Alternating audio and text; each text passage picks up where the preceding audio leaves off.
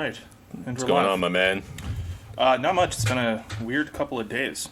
Yeah, so literally right as we're getting ready, do you watch Jeopardy at all?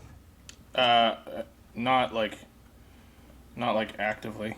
I have seen Jeopardy. Yeah, I mean, I like to watch it sometimes. I don't all the time by any stretch. But I really liked last week when LeVar Burton, Lieutenant Commander Geordie LaForge, he was guest hosting. Mm-hmm.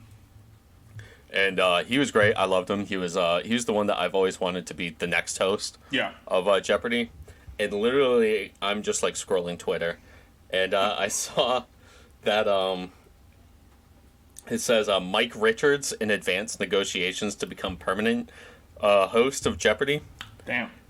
And my brain immediately went to Michael Richards, who is Kramer from Seinfeld.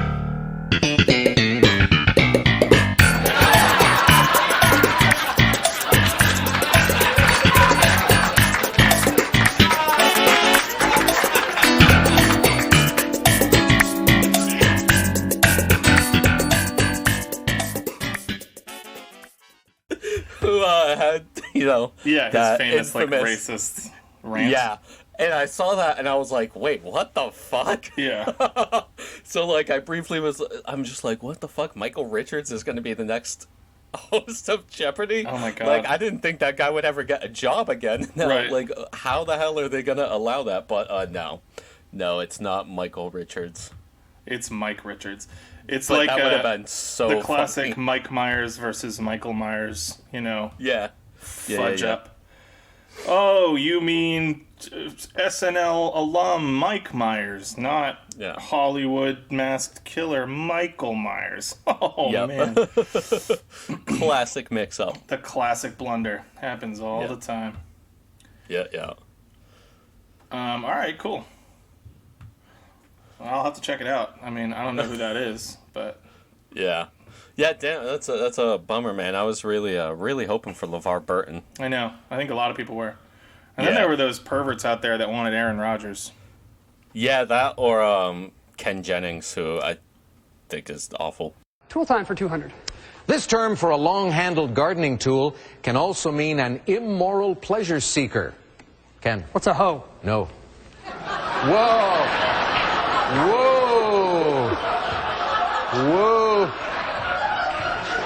They teach you that in school in Utah, huh? Yeah, he's just like a Jeopardy champion. Yeah. But it's like, that's why you don't necessarily make, like, the best player the coach of the team, That's a different skill set. Sometimes you do, but... Yeah. Not always. Yeah. Yeah, that's about... I really sold myself on Lieutenant Commander Geordie LaForge. Yeah. Yeah. Yeah, I think a lot of people are probably with you on that. I honestly have not invested like a single second thinking about it, so I don't know. Yeah. I guess it would be cool if Geordie LaForge was the host of Jeopardy. Yeah. Yeah, it'd be very cool. I think so. Yeah. So today, in keeping with how we've started the episode, I think this episode is going to sort of be one long extended start of an episode, right? Yeah. Like, we've got just a few small things we want to talk about. Yep. Maybe a couple bigger things. I know pretty much all I want to talk about is The Green Knight. Yeah. But this isn't officially a movie night episode because, I don't know, that's only part of it. That's only part of it. Yeah, and we're also, I don't think we're going to go scene through it. You know what I mean? We're going to, there will definitely be spoilers. For sure. But we're not going to recap everything that happens in the movie like we did with Alexander's Oliver Stone's Alexander, the Ultimate Cup. That would be actually really funny if his next cut was Alexander's Oliver Stone, and he just filmed an entirely new movie as if Alexander had directed a biopic of him. Yeah, although also, I know you've never seen JFK, but as long as we're talking about Oliver Stone, but I am so stoked that Oliver Stone's documentary about the JFK assassination is coming out soon. Yeah, I'll have to see it. I also have to see that movie. Yeah, well, we'll hold off on that because that's going to be a future movie night that Patrick and Ian both really want to take part in because they both love that movie too. So we'll do that at some point in the future. Okay. Now that we're at least in my series of episodes, we're getting into that sort of a milieu that led to the JFK assassination. Yeah, for sure. What else? I thought I had COVID for a couple days. Yeah, which is weird. Yeah, it's really weird.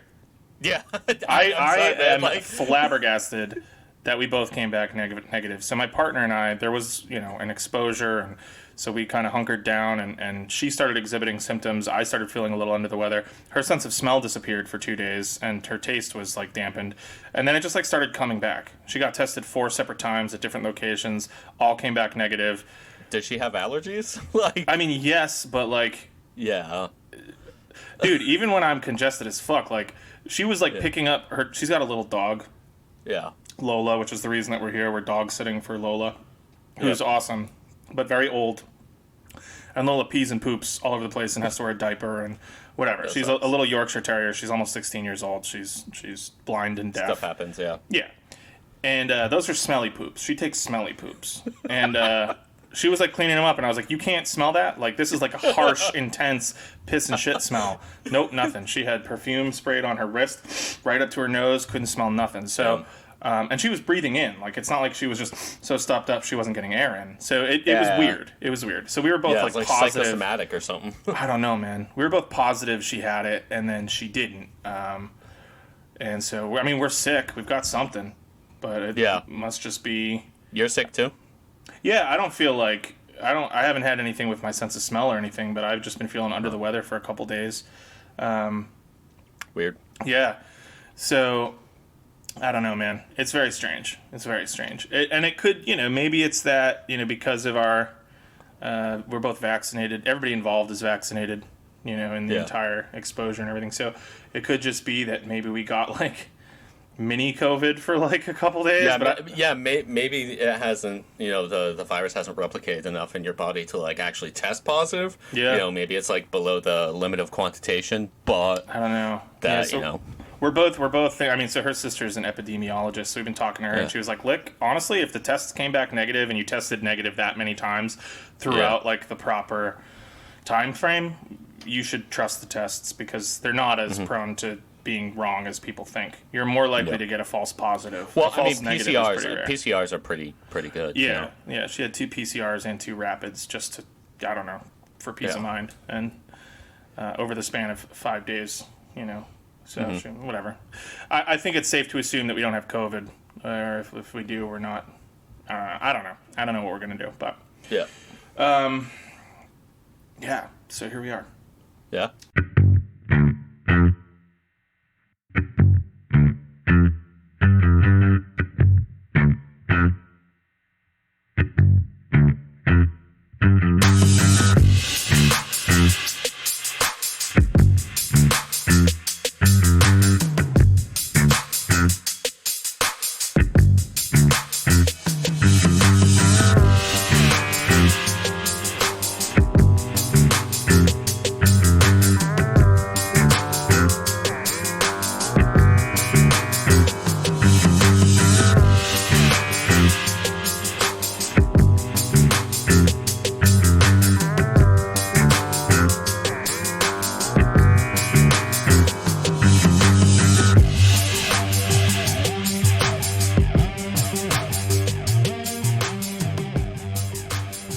What do you want to start off with tonight?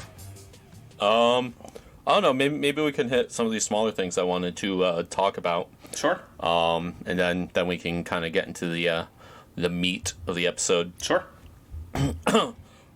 So there is one quick one. It was funny. Me and Patrick, friend of the pod, were talking about this today. Mm-hmm. But so I'm assuming you know about like Martin Scorsese's like beef with like Marvel Studios, right? I know like the basics. I know that basically through you that he's like made comments to the effect that like that's just not cinema. Which is like the type of thing that I find really obnoxious when people say. But I'm also at the back end of this episode going to start saying things that I would find really obnoxious if people said also. Yeah, fuck it. Hey, everybody's allowed to be obnoxious sometimes. Yeah. I suppose, yeah. So that's all I know. I don't know like the details. Yeah. I don't really give a shit, to be honest with you. But for the purposes of today, I give a huge shit. So let's dive in. Yeah. I mean, it's funny. Like, we've talked about this too. Like, as far as like, I've seen like most MCU things. I haven't seen any of those shows on Disney Plus because that's too much Marvel for me. Yeah. Like, I don't think Apparently, that's like like the good shit. Apparently, those shows are really good. I mean, I've heard from people I trust that they're stupid as fuck. Oh, okay. Like, I guess you can't trust Reddit when it comes to like a quality assessment of something. Of course not. No, yeah, there's absolute like smooth brain morons on Reddit. Fucking dumbasses. Yeah. But yeah. No. Yeah, it's too. I can't watch 10 episodes of fucking WandaVision. Yeah, with fucking Elizabeth Olsen's God. So another brief aside. One of my biggest pet peeves is when actors and actresses do accents that are not theirs. Yeah, well, it's also a made-up country, so you'd think that she could have come up with something convincing. Well, no, but it's supposed to be like Eastern European, and it's like I want to assure the Disney executives that there are very good actors and actresses in Eastern Europe. Would you welcome, please, Yakov Smirnov.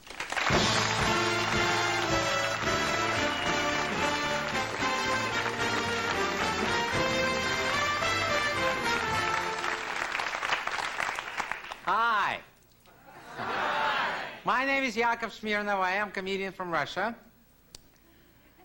Thank you very much.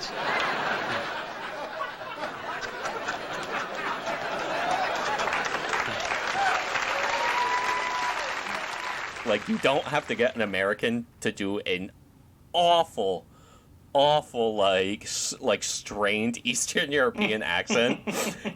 That's like the first Captain America movie where it's a bunch of Americans and English people doing these like horrifically bad German accents for like, Nazis. Yeah. It's like, bro, just get a German. Like, it's not tough, man. Yeah. Plenty of German people speak English. Right. Well, like most of them. Like every German person I've ever known spoke really good English. Yeah, for sure. Spoke English very well. Yeah, Florian. Yeah. Well, okay, let's not drop people's names, but yeah. I guess so. Yeah. We could bleep that. Yeah, we'll bleep this second. But yes, Florian from Germany. I hope you listen to our show, because there's so many people from college I should have kept in touch with. But yeah, all those kids from the foreign exchange program, that would have been really worthwhile.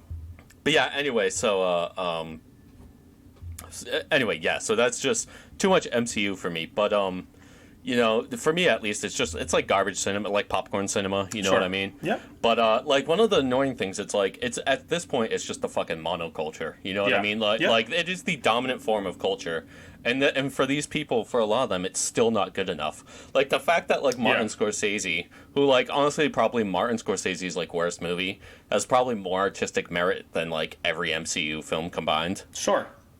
But like all he can say, like he'll just say something like he doesn't really like it and he doesn't think the place it holds in cinema today is like much bigger than like its actual like value or whatever. Sure. And like these people have won, like it's everything, like everything is like Marvel now. You can't go 6 months without 2 of these fucking movies popping up. Yeah. And they're still pissed about it. So like James Gunn today, James Gunn did the Guardians of the Galaxy movies. Sure. And didn't he also like tweet a bunch of racist shit a few years ago? And No, it wasn't racist. He had like back when he was like a comic, he just made like a bunch of like really stupid tweets early in his career, like joking about like shock factor type. Yeah, which everybody had known about, including Disney, but then they like resurfaced, and Disney, which had already known about them, decided to fire him, realized how stupid that was, and then rehired him. But before they rehired him, he had signed on to do the second Suicide Squad movie. Right. Which, if you remember from one of our early episodes, the first Suicide Squad movie is, I think, one of my least favorite viewing experiences ever. Yeah. It's not even so bad it's good. It's just so bad. Yeah, I was beside myself watching it. Yeah, it's horrible. It's frustratingly bad to watch. Yeah. But so James Gunn's doing the new one, which is absolutely cleaning up reviews. Yeah. And it comes out this Friday on like HBO and whatnot. I'm definitely gonna watch it. For sure. It looks funny. I mean, it has fucking Sylvester Stallone I'll as watch a anything with shark, Sylvester Stallone in it. but he plays a shark man that like eats another person at one point. Yeah, yeah. Like fuck yeah, dude! I'm gonna watch the shit out of that. Yeah, but I stand by what I said though. Like anything he's in, I will watch. Yeah, for I sure. have never, because even his like bad flicks are so bad they're good. Like he's the king of popcorn cinema in a lot of respects. Yeah. I mean Schwarzenegger maybe, but he's like the B grade Schwarzenegger, which is still pretty damn good. Yeah, I mean, like, I bought that package of, like, his Blu-ray, like, some of his worst movies on Blu-ray. Yeah, awesome. They come with, what was, oh, shit, it had Cobra, obviously. Yeah, it had Tango and Cash. That's what, Tango and Cash, which had our boy Robert Zadar in it. Yeah. The chin, dude, the jaw, Robert Zadar. And one of his rare forays into, like, an actual Hollywood movie and not just, like, a B movie. Like, Samurai Cop. Dude, Tango and Cash was a fucking blast. Dude, I love that fucking movie. That pack also has fucking Demolition Man. Okay, I just watched Demolition Man recently. That movie's awesome. Look, I don't know if you guys know it, but you're out of toilet paper. Did you say toilet paper? Oh, they used handfuls of wadded paper back in the 20s. I'm happy that you're happy, but the place where you're supposed to have the toilet paper, you got this little shelf with 3 seashells on it. He doesn't know how to use the 3 seashells. That's an awesome movie. Yeah, that is like ranked the most racist movie I've ever seen, along with like Rush Hour 2. So Rush Hour 2, the Rush Hour movies are important. Yeah. Oh, because I actually just watched Rush Hour 1 recently too, which is also great movie. Hysterical. Great movie. It's a great movie. Rush Hour 2 is like arguably better, but here's the thing. I feel like Rush Hour 2 is sort of like Evil Dead 2, where it's like it's the same movie. Yeah. You know, they changed the setting and the basic plot's like a little bit different, but it hits like all the same notes. There's like, you know, they kind of flip a few things. A lot of it is like mirror image shit where like, so in the first one, you know, the guy that you think is the bad guy who's like this Chinese guy is actually just like a subordinate to the big bad who's like a British Empire guy. And then in the second one, there's this like big bad like American businessman. And then turns out he's subordinate to the big bad who's like a Chinese guy. They make all the same jokes. It's all like referential to the first one. But like the execution is just so much better. And then there's like the world famous outtakes, like the gag reel at the end of Rush Hour 2. Oh my god, dude. The gag reel of Rush Hour 2 is better than some whole movies. Like it's legitimately great. So yes, is it a horrifically problematic film in a lot of ways? Certainly, but I mean also Jackie Chan is Jackie Chan and Chris Tucker being racist to each other the whole time. And Jackie Chan, like in real life, is like a shill for the Chinese Communist Party and like just like absolutely down with oppressing human rights. So like, which sucks because he's one of my all-time childhood heroes. But he's so magnetic as an actor and just like easily one of the most fabulous physical comedians of all time and stuntmen. So like that, I think that movie rocks. I don't even know why we went off on this tangent. Yeah. Tango and Cash, we talked about Rush Hour. I don't know. Oh, yeah, well, we were talking about Sylvester Stallone, who plays a shark man in the new Suicide Squad. Sure. But yeah, so I am excited for this, although it's just hysterical because James Gunn, he released something like today, or I guess just like on the recent interview, where he's like still bitching about like Martin Scorsese. Like, what the quote is, I just think it seems awful cynical that he would keep coming out against Marvel, and then that is the only thing that would get him pressed for his movie. So this is everybody's pissed because Scorsese was like talking shit on Marvel for the release of The Irishman. Right. Which was on Netflix, so I'm not really sure what kind of press he's trying to get. And also, I'm sorry, dude, The Irishman, that's like a 3.5-hour movie. I've watched it literally like 5 or 6 times. It's amazing. See, here's the thing, man. I never got through one sitting of that movie, and I guess I owe it. Oh my god, it's amazing. We talked about this when we went to see The Green Knight. Like, I have a very hard time with movies longer than like 2.5 hours. I can do The Lord of the Rings. I think Crouching Tiger is about 3 hours. I can do that. That's kind of it. Like, I gotta break it up. Yeah, I mean, most of the time I've watched The Irishman, I've split it into 2. Yeah. But I have a few times done that one sitting. But anyway, so James Gunn continues. So he just kept coming out against Marvel so that he could get press for his movie. He's creating his movie in the shadow of the Marvel films. And so he uses that to get attention for something he wasn't getting as much attention as he wanted for it. It's like, but like Martin Scorsese probably has gotten all the, like, dude, he made fucking Taxi Driver and like Goodfellas. Like, right. You know what I mean? Like, the guy is like one of the most like decorated filmmakers ever. And at this point, he's making movies because it's what he does. But he doesn't owe anybody anything. Like, he's made his mark, right? Like, if a new movie that Scorsese comes out with, like, happens to be good for him, but he's just tacking on to the tail end of an already stellar legacy. Like, it's not like he's got, you know, to earn his bona fides. Like, he's there. He's made it. He's in the pantheon since, like, the 70s, dude. Right. He's in the pantheon of American greats. Yeah. And so I don't know. James Gunn for me. So I've seen both of the Guardians of the Galaxy movies. Yeah, the second one I sucks. remember liking the first one. I don't remember a thing about it, but I remember liking it. I remember the same for the second one, except disliking it. Like, I don't remember a thing about it, but I remember at the end of it being like, yeah, that sucked really bad. And it was sort of like the second Deadpool. one is not good. Yeah. I felt the same way about the Deadpool movies. Like, I remember liking the first one, and I remember seeing the second one, and then just being like, oh my god, like, I feel like I've just descended into, like, whatever circle of hell is Hot Topic themed. And like that's sort of like the Guardians of the Galaxy vibe too. James Gunn is just like a Hot Topic guy. Yeah. I mean, basically, it looks like the Suicide Squad is just R-rated Guardians of the Galaxy. Yeah, for sure. Which I'm sure it's gonna be funny. But I will say that James Gunn later in this quote, he does, you know, go on to praise like Scorsese and say that he understands that some of these like big like spectacle movies some of them are dog shit. It's just, I think it's funny that, like, I don't know, man, it's like, you guys already won. Like, it's the dominant culture in this country. Yeah, you won. Like, why do you give a shit? Yeah. Like, it's like, it's not good enough that they've already won. It's like they need to like make sure that everybody is like properly like subservient. Well, you know? So maybe, I mean, what occurs to me hearing that is, like, maybe it's just that he, like, kind of feels like he has to do, like, aggressive PR for the Marvel movies because he's, like, was out of grace and then, you know, was hired again. And maybe he doesn't really give that much of a shit, but he's just like, well, I better, like, put on a good show of, like, being like, fuck Martin Scorsese, superhero movies are the best. Like, I don't know. I mean, that's how he makes his money. That's how he does his thing. You know, he still is kind of a shock joker, I guess. Sure, so, maybe that's all it is. I don't know. Yeah. The thought occurred to me. That's all. Yeah. Anyway, I did think that was funny, but I am looking forward to that movie.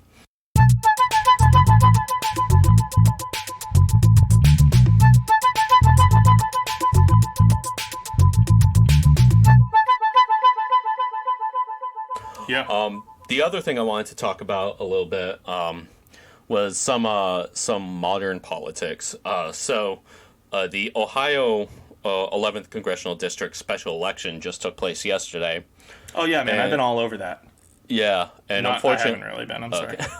Well, Nina Turner, unfortunately, who I am a huge fan of, unfortunately she did lose. But back last year when I was volunteering for Bernie, I briefly like ran into her. I didn't really like talk to her or anything like that. But so like back like last February before COVID like fully descended on the country, and then, you know, every awful thing happened last year, you know, that was going to happen did. You know, I did some volunteering for Bernie, and I remember when I was coming back in, it was like a fucking I went up there on like a Saturday to knock doors, canvas. And, like, it had clearly just been, like, an insane rainstorm and then refroze everything, like, the day before. So, like, every driveway was just, like, you asking to, like, wipe out. Right. And I remember, like, walking back into, like, the staging ground, and she was walking out, Nina Turner, and she, like, slipped. And I was like, whoa, shit, are you okay? And then, like, I walk in, and I was like, holy shit, I think that was Nina Turner. But I've always been, like, a really big fan of hers, so I was really hoping that she would, win this Ohio special election. But that was we gotta zoom back. That was such a lame, like, celebrity meeting name drop moment. Yeah, I remember one time I think I maybe saw Nina Turner slip outside of a building. It was her. I just like I didn't notice it until after the fact. But right.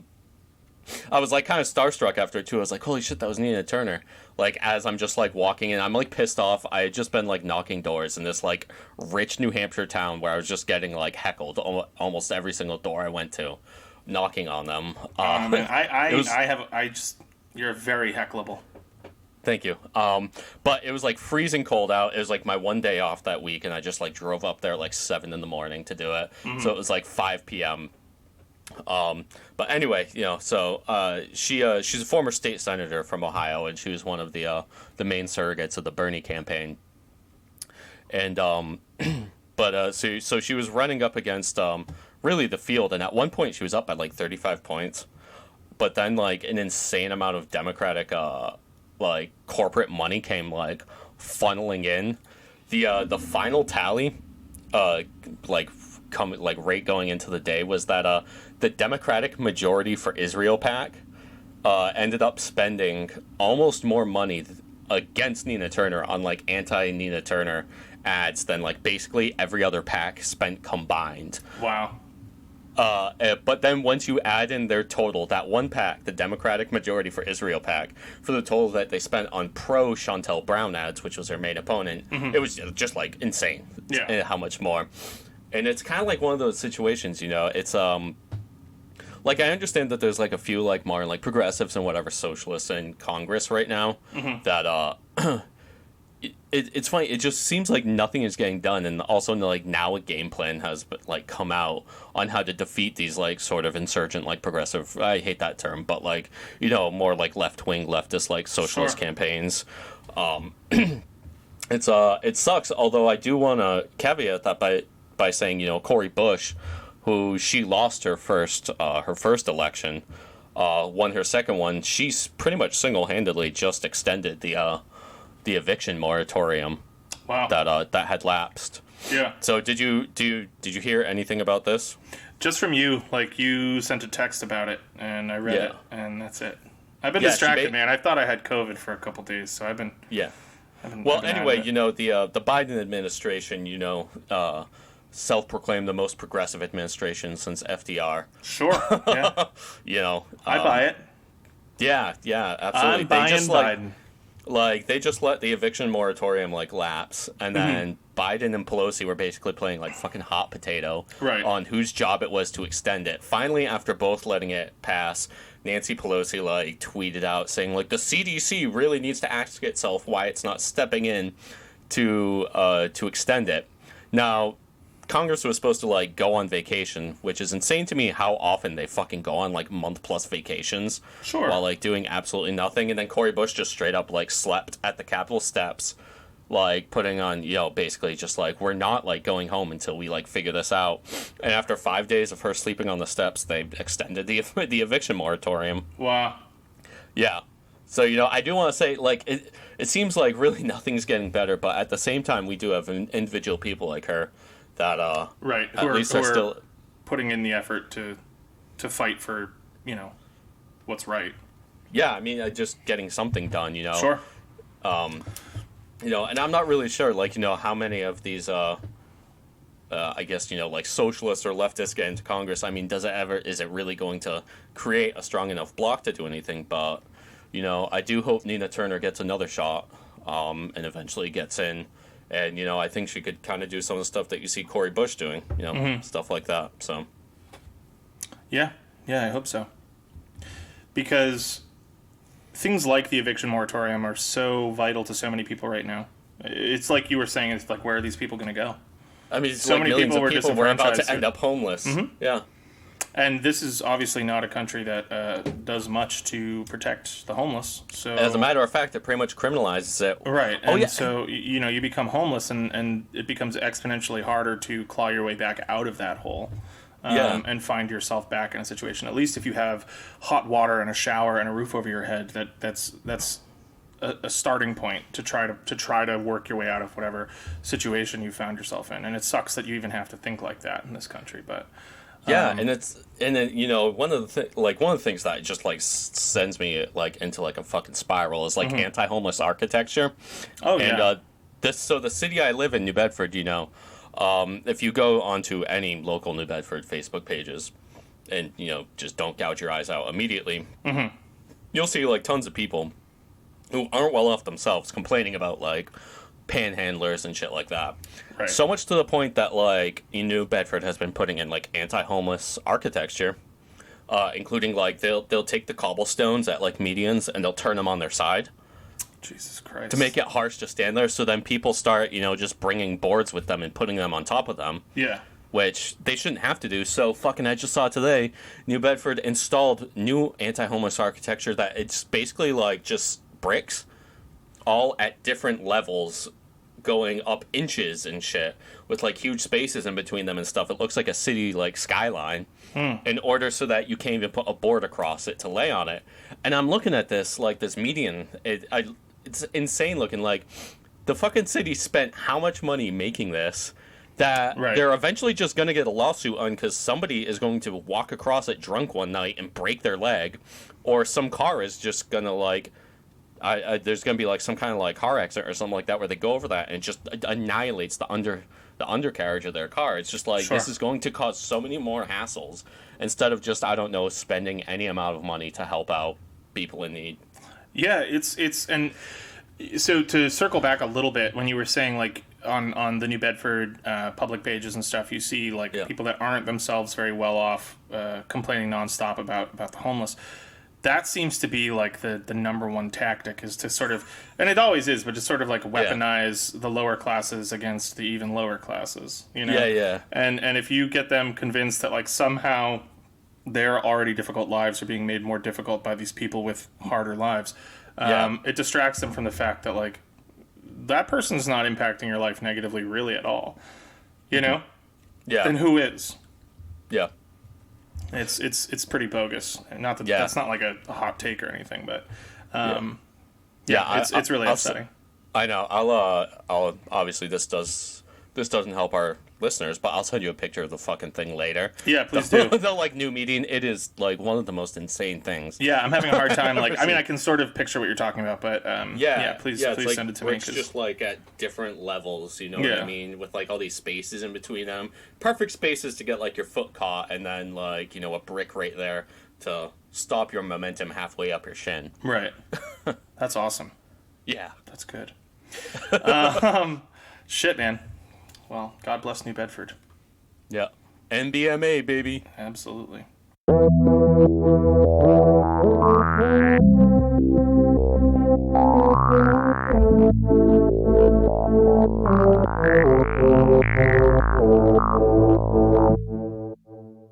Yeah. Cool. Yeah. So, I mean, all I really want to talk about, if you're prepared to move on. Yeah, for sure. Is this fucking movie that we saw the other day. Yep. So, Evan and I went on Friday, which by the time this comes out will, I guess, have been a week ago. Mm-hmm. We went to see The Green Knight, which is David Lowery's take on the classic Arthurian tale of Sir Gawain, pronounced Gawain. I will just say real quick in your notes, I really like that says Sir Gawain or Gawain, pronounced literally spelled exactly the same. I know. I did that. That's just like a little joke to make you laugh. Yeah. Which I also do want to say, because we talked about him a bit in my King Arthur episode of fucking whatever that asshole's book was. Geoffrey of Monmouth's History of the Kings of Britain. Yeah, I knew what it was. I just was saying that. But, Sir or Gawain is the common. I don't know if it's the English pronunciation. It's definitely the American one. But I did see, like, looking it up, that like Gawain is probably the more correct pronunciation. Although both are acceptable. Yeah, and in the movie they do call him Gawain, and that's I didn't really know that. We didn't touch on that before. So, so Sir Gawain and the Green Knight.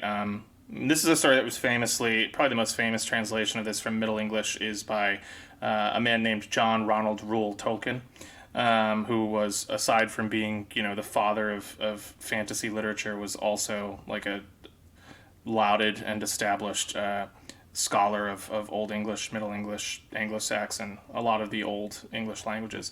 And whose estate also just sold the rights of his name to a new cryptocurrency called JRR Token, I'm not even kidding.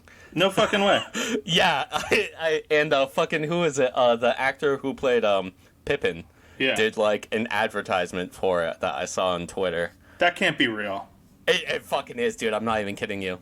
It's like he must be rolling in his grave. All right, let's just end the episode. Fuck this. J.R.R. Token, the new Tolkien-themed cryptocurrency. This sucks, with dude. Fucking Peregrine Took advertising. What was his name? It. Billy Boyd. I think so. Billy Boyd. Scottish. Yeah, dude. I'll have to send you that as well. I saw that and just like almost just crawled into the ocean. But anyway. So, I mean, I'm not going to do like a full... This isn't like a fully researched episode. This is more just like a discussion episode, as we've said. But a little background. So, the tale of the Green Knight is a 14th century anonymously authored chivalric romance, which combines various medieval storytelling tropes. I think it's like the sharing of winnings and the beheading game are like the two main tropes that are used in the story. To create one of the most famous... 1 year and 1 day is... I think actually Sir Gawain and the Green Knight is the first time that trope was used. A year and a day. Fair enough. I know that's like a big part of like the beheading game thing is like the waiting to anyway. So it's one of the most famous Arthurian myths. And so the thing about this film, right, and what I really liked about it, well, there are several things I really liked about it, but the film is generally true to the formula of the chivalric romance. It combines like really stunning modern visuals, but with a very established like old school storytelling formula, and I felt like the result was like not really like anything that I'd seen before. There's very little like narrative. Yeah, it's all very evocative. Exactly. It's very symbolic. Very. I said afterwards the movie itself felt very ritualistic, and that's because it's made to sort of fit this established storytelling mold, right? Like it's not necessarily, it's not based on source material that was written for modern ears or designed for modern viewers, right? It fulfills like a very different narrative sensibility. But so anyway, I mean, it seems like critics online, like professional critics, tend mostly to agree with us that this was really cool and like really fun and worth seeing. On Rotten Tomatoes, which is one of the big critique aggregates, it's got 90% fresh rating. On Metacritic, still it's at 84 still, which both kind of denote like universal acclaim for a film. You know, if you're in the high 80s or mid to high 80s and low 90s, like that's a movie that's generally considered great. You're never really going to get into the 90s on Metacritic. That one definitely drags lower than RT. Yeah. I think they just have like different metrics by which they give ratings, right? But so the other thing is that apparently regular people are having a really hard time with this movie, like non-professional film critics. Yeah, and so it's funny. Me and one of my buddies, Andy, we always joke that you can always tell that movie's going to be good. At least, you know, in terms of that we'll think it's good when it has like a high critic review and a low audience review. It gave people a hard time. Yeah, it's just like, this is making the wrong people angry, and it's in the ways that I like it. Right, and like those are the people, unfortunately, that are going to be like, that was hard for me. I'm going to go online. Rather. Yeah.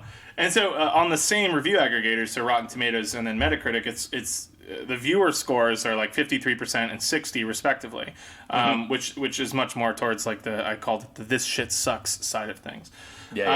So I mean that's two like pretty disparate receptions to the same product, right? You've got these people whose job it is to watch anything with that ratio. I'm going to watch the shit out of anything with that ratio. Absolutely, because at the very least, it's going to be interesting or compelling in some way. If it gave that many like average people like a tough time, and yet people whose job it is to watch films really liked it. Yeah, but if people were pissed off enough to give it a bad review, but then like all the reviewers give it a good one, it's like, okay, hell yeah, dude, this is probably worth see that it. Shit. Yeah. So we saw it at the Coolidge Corner Theater, which is my favorite theater on the planet, in Brookline, Mass. We saw it 7 days ago when you hear this. And from the second it ended, I was like immediately upset. So we were sitting there and like within like 15 minutes of the movie starting, I turned to Evan and I was like misty eyed and I was like, dude, I love this. And he was like, yeah, this rules.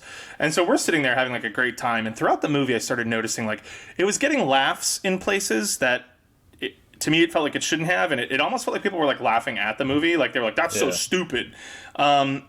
And obviously there was some humor in the movie, some intentional humor, and those parts got a lot of laughs too. There were some really goofy parts in the movie, but the second it ended, we're heading to the bathroom and we start hearing like some just utterly like smooth-brained takes from every fucking Brookline film freak who decided to go to the showing. I heard a guy literally say like, "That's the worst movie I've ever seen." And then another guy, maybe it was the same guy, but it was in the same group, who was like, "I can't believe I waited 15 months for that piece of shit." Meanwhile, I do want to say that guy who said that looked like he was probably about like 20 years old. Right. So like, the dude's probably like a sophomore in college or something like that, and he probably like just saw Mulholland Drive for the first time like 6 months ago. Sure. Maybe. Yeah, I don't know. Or maybe he was the opposite of that. Maybe he was just some bro who like thought this was going to be like a swords and sorcery action movie. I don't know why you would think that, but yeah. Also, I mean, I don't know. I feel like going to the Coolidge Corner Theater. I think that theater attracts a certain. Yes, absolutely. And I mean, I guess technically we are among them. I mean, we went there for a reason. The atmosphere is great. There's a red velvet curtain that opens to reveal the film. Anyway, I gotta be honest with you guys. My feelings, my actual grown-up adult man feelings, were legitimately hurt. I know. I was kind of surprised that like you were upset. I was like, "Who gives a shit?" I was upset because I found this movie so enjoyable and so kind of moving on these really sort of basic levels. As someone who grew up wishing that I was a knight on a quest, this struck such a chord with me, and I found this movie so fun that for immediately after as the magic of that experience was still fading from my eyes, for some fucking idiot to just be like, "Oh, that shit sucks, dude. That movie sucks, dude. 15 months for that piece of shit, dude. Worst movie I ever saw, dude. Fuck that movie." And I was like, what? Like, so I was pissed off, and we talked about it all the way to fucking dinner, and all the time at dinner, and we're doing an episode about it. I think this film rocks. Yeah, apparently we missed a post-credit scene. There's a post-credit scene? Yeah, we missed it. Do you know what it was? I looked it up online. I didn't watch it, but I saw online. I think it's like some like little girl picks up a crown and puts it on her head. Huh. So I'm not really sure what that's supposed to signify, but interesting. Yeah. Maybe it's supposed to be like Queen Elizabeth or something. Yeah, I was wondering that would have made me hate the movie. Yeah. If I had seen Queen Elizabeth putting the fucking crown on her head, but I joke, but I would have hated it, but I would have pretended that I didn't see that. Yeah. Yeah, I'm fine with missing it. I had to pee. I missed a couple of scenes, and they're scenes that I'm going to reference because you whispered them to me aggressively and loudly in the theater. So I think you agree. I think this film fucking rocks. Yeah. Right? And I find the stance of liking this film so easily defensible that I actually, I cannot wrap my head around the idea that the general audience response to this is so negative without making excuses for people and coming up with reasons why people didn't like it. Fuck it, they're losers. Well, whatever. That's literally what the episode's going to be, so I care. Okay? I mean, it was funny, too, though, because a friend of the pod, Ian, he saw it later that night. And he said the same thing, and he was like, "Dude, I loved it," but there were like these people right behind him who were like hated it and loudly talked about how much they hated it after it. Well, so here's the thing: it's a slow movie. It's not like I don't know. I think people. Yeah, there's not much narrative. It's all just like it's very very like it's haunting and evocative imagery. Yeah, and that's how those stories are. They're designed to evoke a certain response, a certain feeling in the audience, and for me, it did.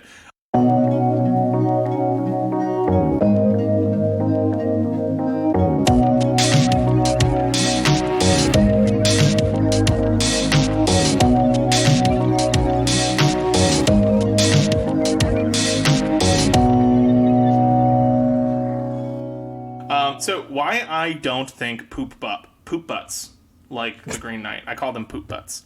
Okay, So put simply, very mature name. This is something that I already hate myself for saying, but to put it simply, I think that a lot of folks just don't get the movie. I really do. I know. And I know it's weak sounding because who the fuck am I to decide what other people do and don't understand? But historically, I'm still gonna talk about why I think they didn't. No, get it. exactly, yeah. Also historically, I tend to look down my nose at decrepit swamp goblins who spend their time trying to explain to other people why a particular film is or isn't worthy of merit, right? Like, famously, like I had a really hard time with the movie Stalker, right? Like, and I know I'm supposed to like that movie. Yeah. What do you say? It's stupid that I don't like it? Yeah, you're an idiot for not liking that movie. Well, see, that's what. Okay, so you're doing it. See. Yeah. So what I'm saying is everybody's got things that they're willing to go to this distance for, and I think I said that at the top of the episode. So. Yeah, probably. Yeah. So this film in particular, and the vulgar and base response from the general viewership, it's elicited an aggressive emotional response from me. And all I can attribute the hate to is that audiences, I feel like people just didn't know what they were walking into. So remember at the start of my little diatribe here where I said that it's this story, the source material for this is a 14th century chivalric romance. And that's the kind of film that David Lowery made. He didn't pull a fucking Guy Ritchie and turn Gowan into like some swaggering action hero with like a handsome fucking Sons of Anarchy guy playing him. You know, he didn't fill it with epic sword fights and steamy love scenes. We got some shit, but nothing sexy. And he didn't. Very uncomfortable sex and we can scene. talk about it in a second. Yeah. I wouldn't even call it a sex scene. It's just a hand job scene. Right. And he didn't conclude with some dark modern critique of knightly honor or vainglorious quests. Like, I feel like a lot of modern viewers expect people to kind of like poke holes in this shit. You know, like the modern to be like a wink and a nod, like, oh, but of course it was much more realistic. You know, there wasn't really, the true story of Gawain and the Green Knight was much more edgy and real. It's like, no, man, this shit isn't any of that. And you know why he didn't do any of these things? Because that's not the whole point. That's not the point of Sir Gawain and the Green Knight. This tale is not meant to critique chivalry. It's meant to inspire chivalry. It's meant to glorify these vain quests for honor, not mock them. And the vignettes within that make up the story, they're not meant to provide a cohesive narrative that fits in a modern setting. They take place in the fucking lands around Camelot. So it's not like anybody should expect like a realistic, cohesive narrative, right? It's an ancient tale of days gone by. You know? Although I will say I do like that. One of my favorite parts about this movie and about the original story about Sir Gawain and the Green Knight is that the trope of the older couple at the bar who's looking at you and likes your vibe dates back to like at least the 14th century, sure, or whenever this was written. Yeah, man. Yeah, I've been propositioned by a couple before. And they'll jack your shit clean off too. Yeah, if you absolutely. Want. Yeah, absolutely. So what I did is I just compiled like 3 professional reviews because I don't want to dredge up like amateur random people online and like talk about them on my podcast. But I grabbed 3 professional reviews that were negative reviews, which are again much fewer and further between. But I feel like these reviews kind of summed up the basic points that a lot of your average folks took issue with this film, and I'm just going to tell you why I find them so frustrating. So the first one is a review by Kurt Loder, and I didn't know Kurt Loder. So this isn't some like friendless virgin online. This is like an actual professional friendless especially virgin. this first guy, Kurt Loder, is actually kind of legendary. He was one of the first VJs. He did like the Week in Rock on MTV starting in the 80s. Oh, so he's a real pervert. I don't know, man. I mean, I'm not going to knock him as a dude. Again, it's sort of before my time. It's not like I'm super invested in anything Kurt Loder stands for, but I feel like a lot of people, owe at least some of their early music tastes to him, being part of like old cool MTV, if it was ever cool. I don't know. For people our age, I feel like there's this sort of idea that it was cool at one point. I don't know. Whoa. Check out this old broad. On the big old shady oak tree. Oh, man. This dude is sick. I'm talking like terminally chill. He is chill. I'm just gonna need a fresher angle than some aged rocker. I mean, WWKLD. What would Kurt Loder do? But so the name of his review is called Dragons Wanted. And so that alone already, right off the bat, it just makes me want to pull my fucking nose hair out. Fuck yes, sir. So there are plenty of movies where buff assholes fight dragons. I want to know what he thinks about that fucking awful Christian Bale, Matthew McConaughey movie, Reign of Fire. Because I feel like that's the sort of shit that this guy likes. Like, yeah, man, would it have been entertaining in a different way, like a very different way, if this movie was like circa Wayne, like stealing treasure from Smaug. Like, yeah, that's fun, and we know that formula works. But why does every movie with a sword and an armor man have to be that, you know? And it basically boils down, his entire critique is like, there's just not enough going on, and it makes me sad. And like, all right, that's weak. I just find that to be a really weak argument. I don't know why people seem to expect that this movie would be like high fantasy, but Kurt Loder, we're leaving you on red. Yeah, man. I mean, I guess we are. This next one, and this is probably the one that makes me the most upset. But this is another thing. This is like another point that you keep seeing popping up, right? And it's the idea that like this movie lacks humanity, or the characters lack like a sort of human element. So this guy is, I want to say it's Juan Barquin from thefilmstage.com. He gives the film a D, right? Which is like aggressive. That's like, fuck this movie. It's one of the worst things I've ever seen. Stating that for a film that is, quote, supposed to be a tale about what it means to be human, Lowery's film is entirely void of that humanity. It's a dour, bloated experience that not only fundamentally misunderstands the work of art being adapted, but has no interest in exploring or expanding upon what was already there. So right off the bat, the claim that, like, the director... I think he fundamentally misunderstands well, so that's the work my of point. Like, that's like a big fucking claim. Like, I think he just doesn't... I mean, he's basically doing what I'm doing, so, you know, I'm at least self-aware enough to see that. But he's like, yeah, he just doesn't get it. And so then he goes on to make the dreaded Lord of the Rings comparison, as if any film with armor and swords and quests, as I said, is supposed to be J.R.R. Tolkien. And he notes that the film is always somber and never playful. He even says, as we just said, that, like... I can remember one playful scene. Yeah, man. So...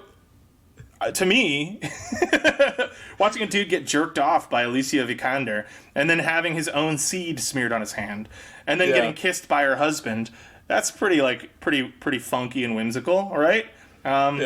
But that scene fundamentally misunderstands the human condition of having your own jizz smeared onto your hand. Because really, Dev Patel should have been much more like down for like the polyamory and like giving in to the fucking like whatever, man. Like not everybody's... where's the Arthurian polycule? You know?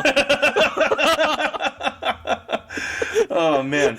But it's like, who the fuck told this guy that The Green Knight is a tale about being human? It's a tale about resisting human impulses, denying earthly urges, embodying something greater than yourself to gain honor and embody chivalry. And are these things that are applicable in modern society? Like, not really, no, but it is stirring and it is wonderful in its own right. It's a fundamentally different understanding of both the world and the function of art and stories. Yeah, and of our place in the world. Like, it's written for and by people with a totally different relationship to one another and to the cosmos that they inhabit. And like, I'm fine with that being directly translated to a film partly because it's new and I don't quite get it, right? Like, part of the novelty in a movie like this for me is that when you're watching it, you're like, what the fuck? Like, man, did people really buy into this shit? I don't know. And like, to me, that's part of why I love history in general, like as just a broad subject. That's why we do this show, right? Because it's cool to dive in and try to insert yourself into these different eras and see the world through the eyes of people that have a fundamentally different experience than you. And for me, this movie like hits that nail right on the head. But this guy was just like, nah, man, they didn't feel real enough. It just didn't feel human to me. Yeah, no shit, man. There's a talking fox in it. Like, there's like fucking 500-foot tall giants walking around and just like looking at him like he's a bug. Yeah. Anyway. This last one is sort of gonna be another one of the points that you hear a lot on these stupid fucking review aggregate websites. C- film critic Tom Santilli gives The Green Knight a C- rating, citing incoherence and inaccessible narrative, calling it a jumbled, quote, mood piece. And then he says and does the thing that makes me the most angry, especially when professional film critics do it, but which segues into the basic gist of all the amateur reviews of the film. This film is just artsy-fartsy, and I didn't get it, so obviously it's exactly the kind of movie the other critics are gonna like, and they only like it because it's confusing. Wah, wah, wah, wah, wah, wah, wah. And I fucking hate that. I hate that. When someone's... like, because you know what? I would respect so much more from anybody, whether it's a professional critic or a fucking amateur person who's just doesn't like a film. And it's like what I'll say about Stalker, right? It just didn't resonate with me. Like, maybe I didn't get it. Maybe I just wasn't in the right mood for it. But for whatever reason, like, it just missed the mark, you know? It's not, I'm not going to sit and try to explain to you why it's stupid that you like it and why, like, it's, you know, all the critics throughout the last however long since that movie came out have, you know, regarded it as one of the greatest pieces of all time. It just didn't hit it for me, right? Like, and nobody's ever able to say that. I mean, obviously his job is to provide a review, and otherwise, like, if he just says, I don't know, like, he's probably not going to get paid, but it's so frustrating to me to hear be like, oh, Gotta man, you know clicks, what? Dude. Not only does this movie suck, but everyone who likes it only likes it because it's bleh and confusing. Because it sucks, and they want to be the one who likes the sucky thing. Right. And, like, they're just on the bandwagon. It's like, oh, man, I'm not a film reviewer. I didn't read a single review of this movie before it came out. You know? If I had, I guess I wouldn't have been so caught off guard by how much some people hate it.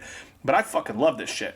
So to be fair, the bulk of the critical response to this film, as I said, has not been like this. As I said, I just don't really feel like picking out, like, random innocent people and, like, shitting on their comments. I feel much more comfortable doing that. Although we highly encourage all of our listeners to cyberbully everybody. Oh, yeah, absolutely. Who says what they don't like, who says that they didn't like the film. Yeah. Please go out there and just flame war the shit out of them. You all owe us 10 digital scalps. And we want our scalps. So, here's the thing. I do think that these reviewers kind of leave themselves open to this by virtue of just putting their public opinion out for everybody. I'm not saying these people are all idiots or anything. I just really don't... It's baffling to me that people find this movie so reprehensible. I felt like this was going to be one of the types of movies that people didn't like. Or, you know, I expected some backlash from the population at large. So. I guess. I don't know. I guess I found it funny listening to how pissed people were in the movie theater. No, so it was. And for full disclosure, I am absolutely hamming it up for the sake of an episode. Like, I'm not, like, truly, like, I haven't really given it much thought except for this afternoon when I, like, read reviews for the first time. But it is really silly, and it does make me feel... I think I give this movie... How many Hephaestion thighs? I was just going to say 4 Hephaestion thighs. Yeah, I gave it 4 Hephaestion thighs on Letterboxd. I think I gave it 4 or 4.5. Yeah. But, so I think this movie's absolutely worth seeing, and I think that if you go into it with the understanding that, like, this is not, it's not based on some novel written in 1950. Like, this is a fucking old-ass story, and he sticks to it, you know? Some of the language is archaic.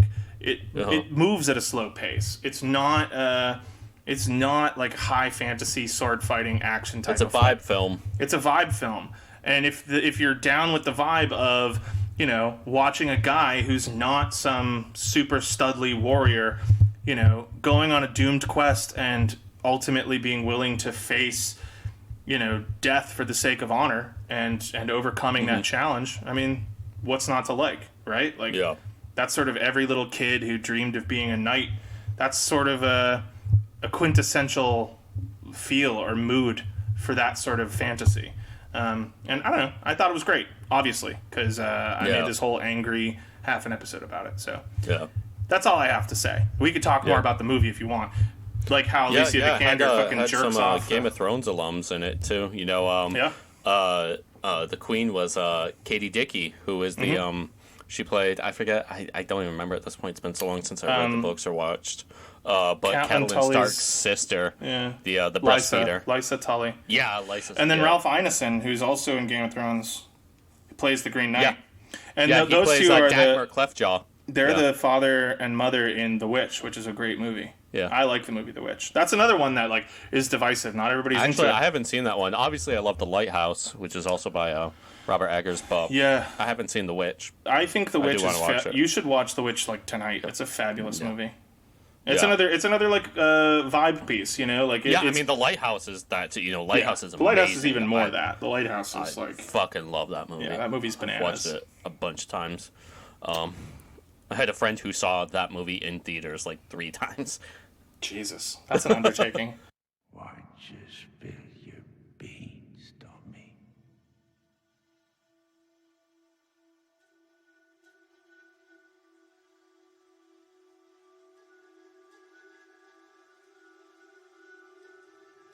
Why'd you spill your beans?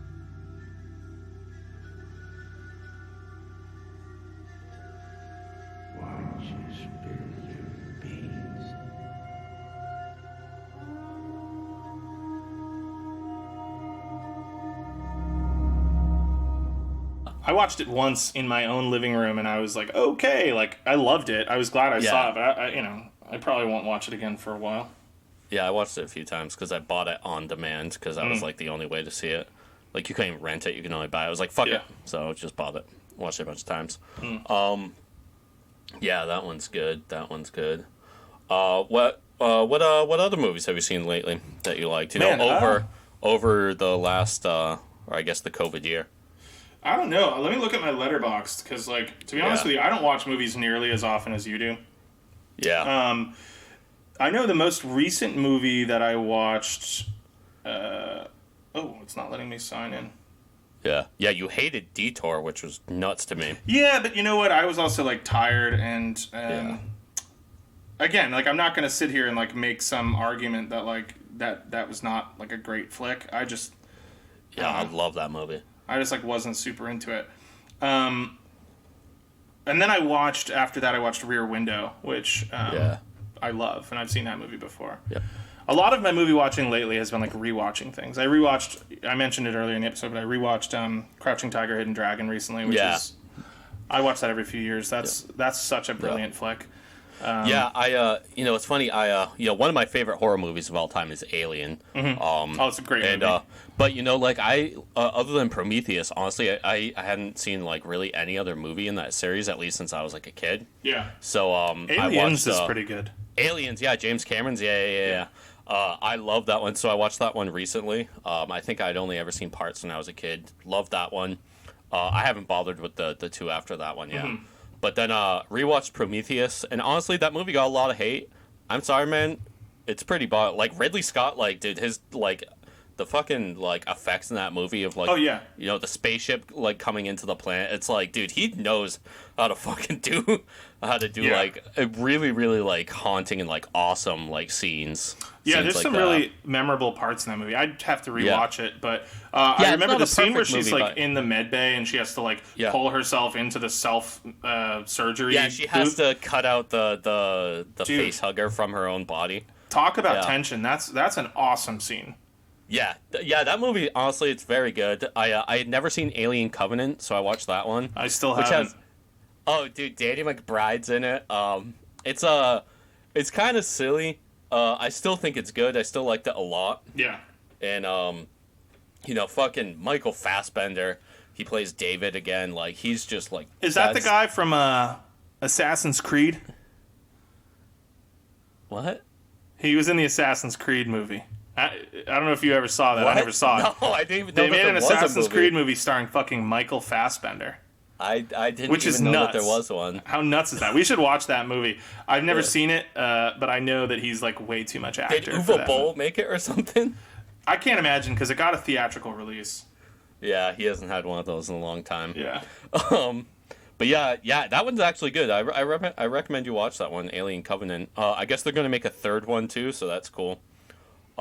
There's one really cool scene in Alien Covenant where he just like releases like a whatever that like virus is kept in those jars, and it just like kills all those stupid big ugly engineer people, and it's wicked funny because they're all pissed. But that one was cool.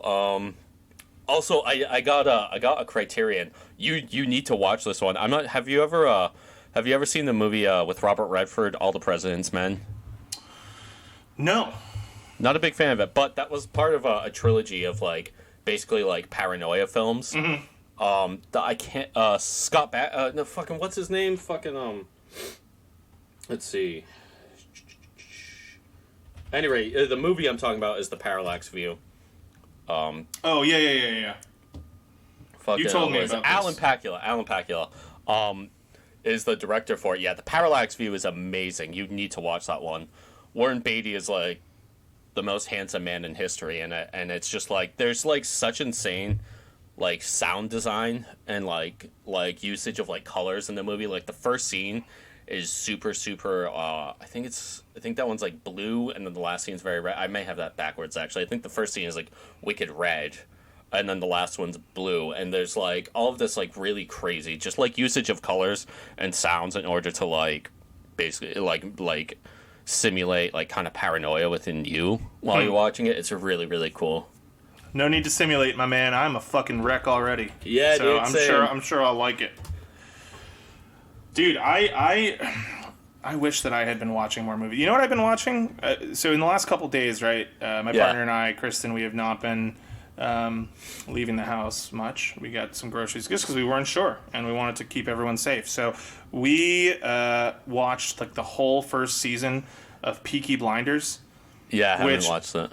It's a show that I've been recommended a lot of times, but you know me, I don't really watch a lot of TV shows. I have a hard time sticking with them.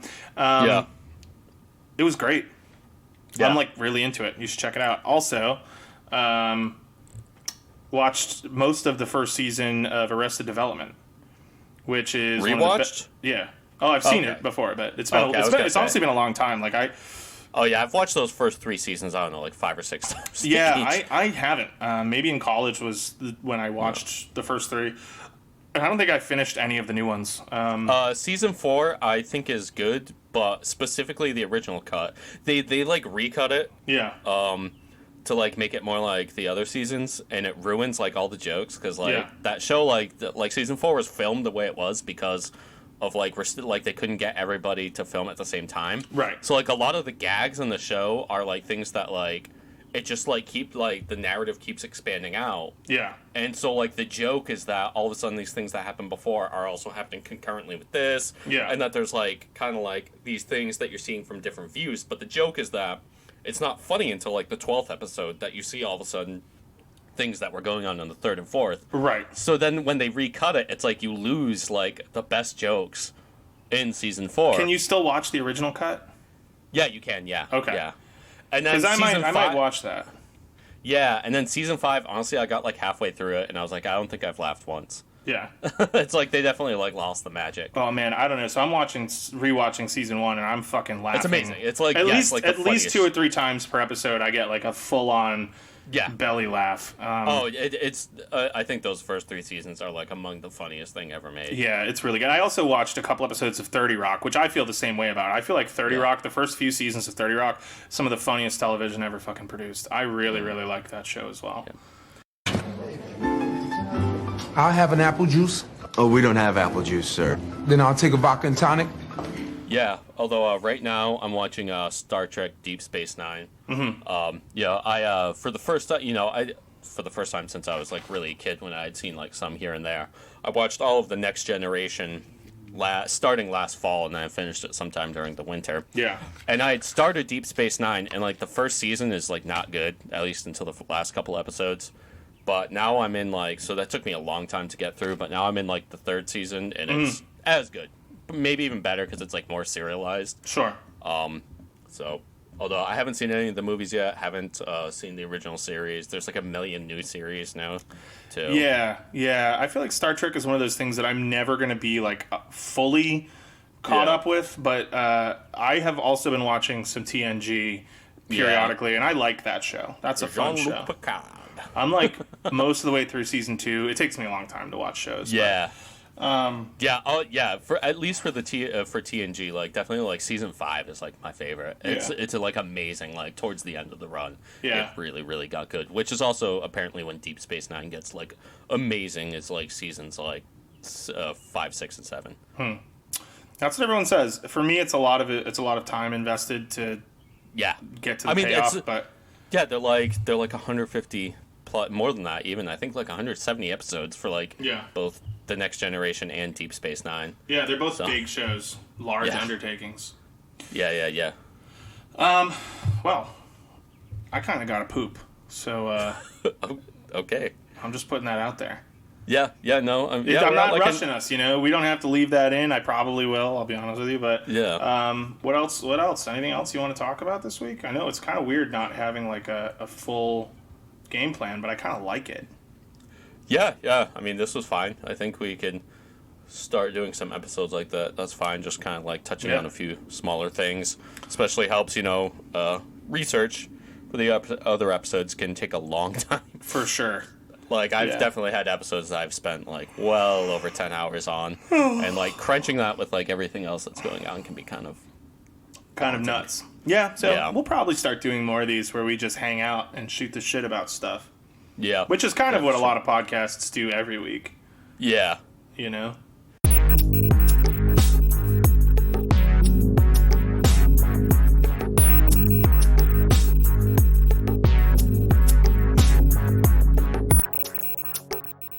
Yeah, and if we ever get to the point that we start doing second premium episodes, we will definitely need to. Well, we'll probably just also, if we get to that point that we're making money, we'll just quit our jobs. Yeah, oh, for sure. Fuck yeah, dude. Are you kidding me? That'll be the day. That'll be the day. One day. All right, man. Well, thank you guys for listening. As always, we will have links to Twitter / Instagram, links to where you can find all of our music. Please, especially if you're on Apple Podcasts, which is the big one, please subscribe and rate us, preferably a high rating. That really, really helps get the word out there for us and our show. The way that the algorithm works with Apple, it's so dependent on input from listeners. So, but to be fair, whatever you're listening to us on, if you can subscribe or whatever that app's version of liking us or rating us, we really appreciate it. It goes a long way. So like also, Spotify, if you could just follow us, things like that. Yeah. Also, you can reach out to us too. I've actually started checking our email. If you want to reach out for whatever reason, suggest topics, anything like that, our email address is leftunreadpod@gmail.com. Yeah. So you can reach out there. Please send us literally anything. If it's pics of your feet, if it's suggestions for episodes, anything you got, we're definitely willing to look at. So. Yeah, we're both WikiFeet super users. Yeah. Between the two of us, we're responsible for between 50 and 56% of all edits to Wikipedia. So, which also, by the way, needs your donations. So, does it really? Wikipedia? Oh yeah. Oh wow. Yeah, a lot of people on there use, but they don't donate. Yeah, you gotta donate. You gotta donate. Gotta donate. Yeah. A lot of people give. A lot of people give. But a lot of people take, too. You know, there's a lot of takers. Calico cut pants, man. Have you not seen all that yet? Oh, man, you're not caught up. You got to watch I Think You Can Leave. I think you should leave season 2. Oh, yeah. You got to finish it. Yeah, I've only watched what we watched in Brooklyn. You gotta watch it. It's maybe not as funny as season 1, but pretty close and pretty hysterical. There's some really good stuff.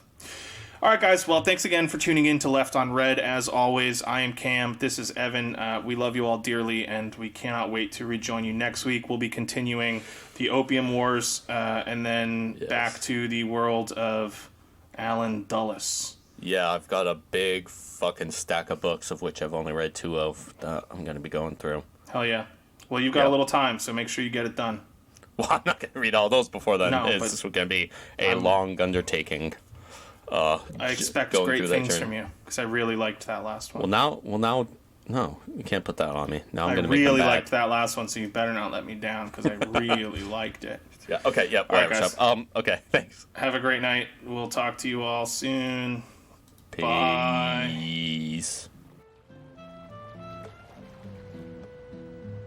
Hang on a sec. That's part of your trick, right?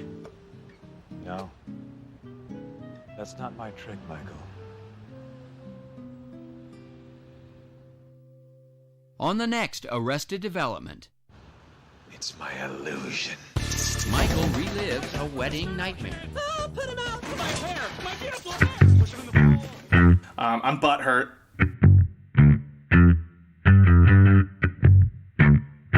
I'm butthurt.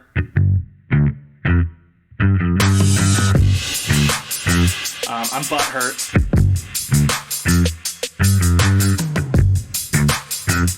I'm butthurt.